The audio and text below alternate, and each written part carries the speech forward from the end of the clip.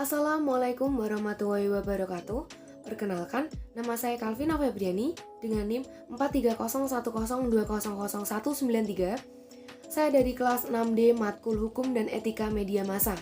Di sini saya akan membahas berita yang cukup ramai nih belakangan ini tentang beragam motif 3 pelaku keroyok Ade Armando ada yang kesal dengan aktivitas korban di media sosial. Berita ini saya dapatkan dari situs tribunnews.com. Beragam motif tersangka melakukan penganiayaan kepada penggiat media sosial Ade Armando di depan gedung DPR RI pada hari Senin 11 April 2022. Ada yang kesal hingga balas dendam.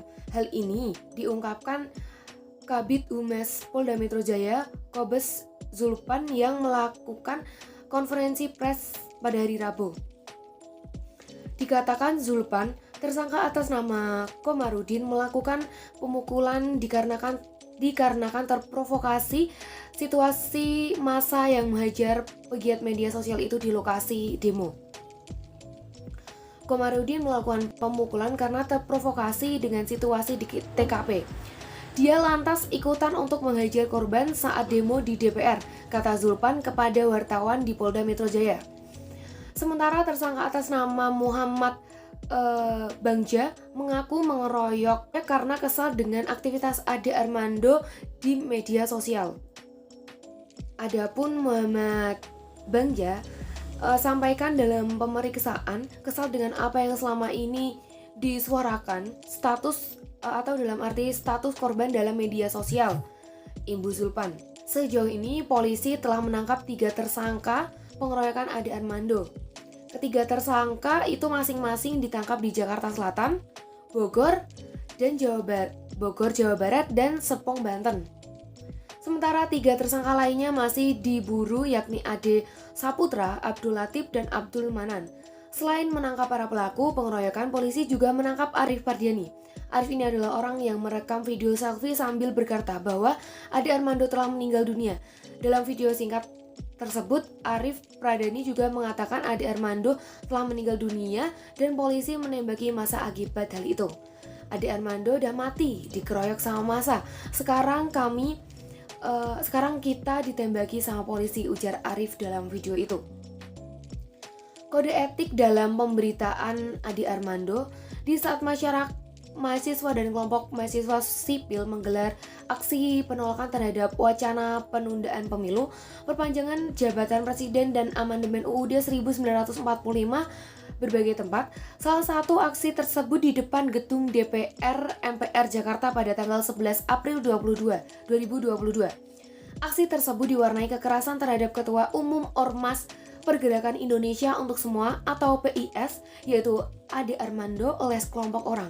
Akibat pengeroyokan dan penganiayaan itu, Ade mengalami luka-luka dan pelecehan, bahkan ia nyaris ditelanjangi secara massal. Aksi pengeroyokan dan penganiayaan ini secara brutal ini terekam kamera. Tak lama kemudian beredar video penganiayaan dan foto-foto Ade yang terlihat mukanya lebam, berdarah dan hanya mengenakan celana dalam saja. Namun Ade tampak diselamatkan seseorang dan masuk ke sebuah mobil. Selanjutnya beredar video yang memperlihatkan kekerasan dan foto-foto itu beredar luas melalui grup-grup WhatsApp dan media sosial.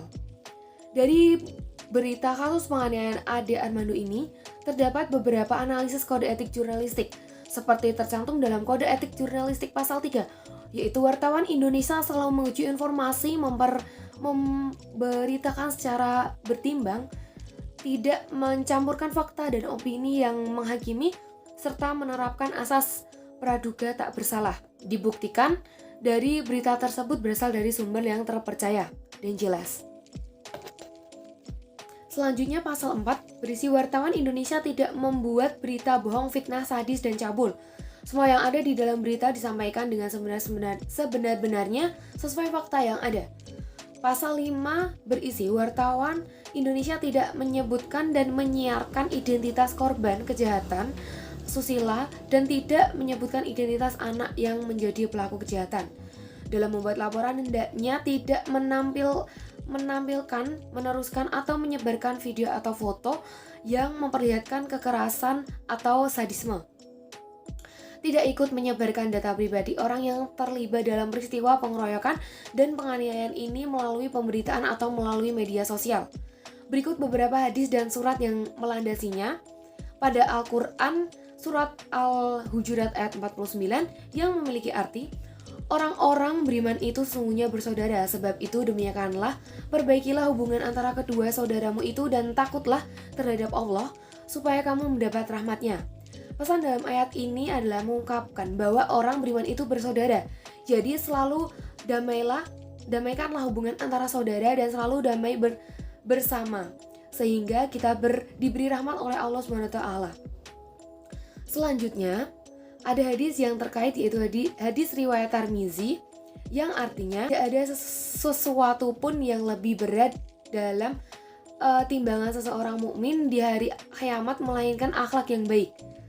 Dan sesungguhnya Allah sangat membenci orang yang suka berbicara keji dan kotor.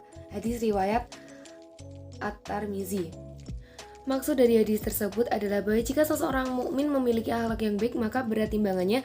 Sebaliknya, Allah tidak suka dengan orang yang suka dengan kekerasan dan berbicaranya keji dan kotor. Sehingga menjaga kerukunan dan saling menghindari diri dari tindakan kekerasan dan tidak memulai tindakan kekerasan adalah hal yang harus dilakukan karena sangat penting dalam hubungan antara umat manusia. Sekian dari saya, kurang lebihnya mohon maaf. Wabillahi taufiq wal hidayah. Wassalamualaikum warahmatullahi wabarakatuh.